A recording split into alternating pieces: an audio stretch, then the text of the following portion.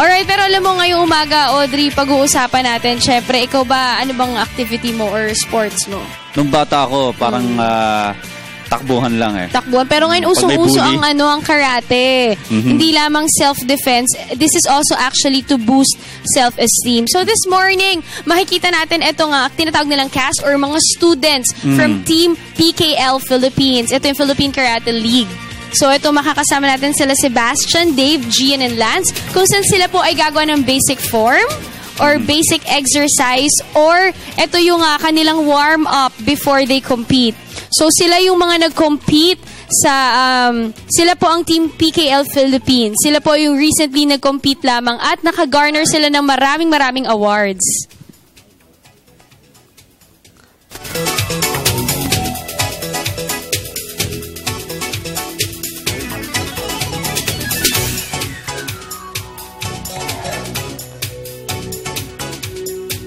Alright, so yan po sina Sebastian, Dave, Gian, Lance. And of course, kasama rin po natin ngayong umaga sina Ambassador Dennis Aquino, Chairman ng PKL and Anti-Bullying. We also have Sensei Elmer Sebastian, Coach ng Team PKL Philippines. Good morning! Welcome to Good Morning, Boss. Yeah, welcome back, gentlemen. Good morning po. Good morning. Alright, congratulations! At ang dami-dami nyo daw nakuhang awards. So can you tell us about this?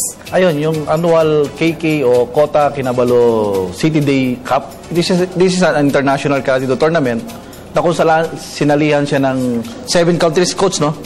Doon yung Brunei, Indonesia, Malaysia, at iba pa. Na kung saan yung ating mga kabataan na pinadala na nagmula sa Carmona, Cavite ay nakakuha na isang silver at 2 bronze. Ito po ba yung dala-dala nyo ngayon na mga gold medals? Opo, ito po yun. Alam nyo, mula sa mula diyan sa self-defense, naging sports na siya hanggang naging parang talagang physical activity na rin to ng mga bata. That's right. Pero for the benefit of our viewers, explain lang natin, ano ba yung Philippine Karate League? Siyempre, I'm sure marami tayong mga viewers lalo na papasok ang summer, na excited makisali. So, para lang meron silang idea. Ayun, yung Philippine Karate League, or with acronym na PKL, is the largest karate organization in the Philippines na kung saan nagtuturo nga ng martial arts, especially yung Japanese Karate Do, yung Shitoryu Karate Do and other styles. Ito yung multi-style na organization. Na kung saan, isa rin siya sa accredited ng Milo. This coming, kung nabanggit mo nga, yung summer, yung PKL ay nag-o-offer ng Milo Summer Sports Clinic. Alright, so, but besides from what I said, like to boost self-esteem, we also have self-defense, what are the other benefits that we can get from this? Coach?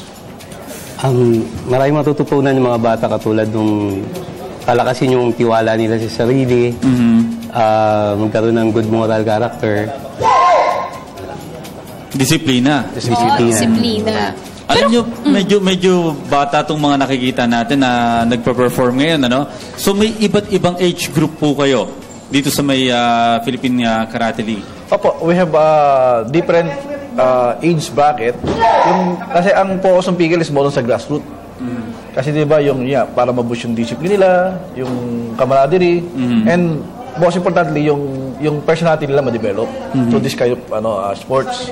So yung may mga adult class kami, na yung halos siguro edad natin. Pwede pa ba si Audrey? Oo naman. Adult. Kaya si sir Kasi alam ko self-defense, tumakbo eh. Actually, that's the best po kasi ito tumakbo.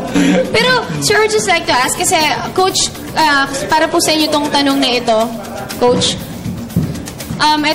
gusto natin malaman kasi nabanggit natin discipline. Alam natin kapag mga ganitong age range, mga kabataan, medyo mahirap silang i-control. Kamusta yung training nila? Hindi po ba tayo nahihirapan? Hindi naman po. Bali, kailangan lang i-motivate maigi yung mga bata para mas ma-develop yung skills nila.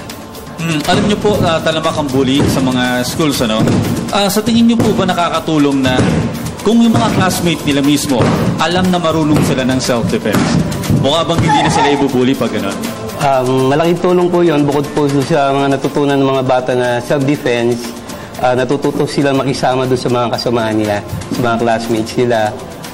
So, hindi lang po para matakot yung mga kaklase nila. Para may ganyo din po na matuto mag-respect. Alam mo yung kuya ko, Audrey, sa Ateneo before naalala ko, nagkarate-karate daw sila. Nanonood pa ako ng mga competition.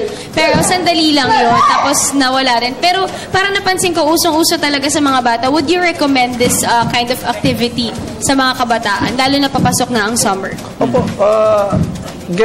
Yung lahat ng kids, you get involved into sports. Not only in karate.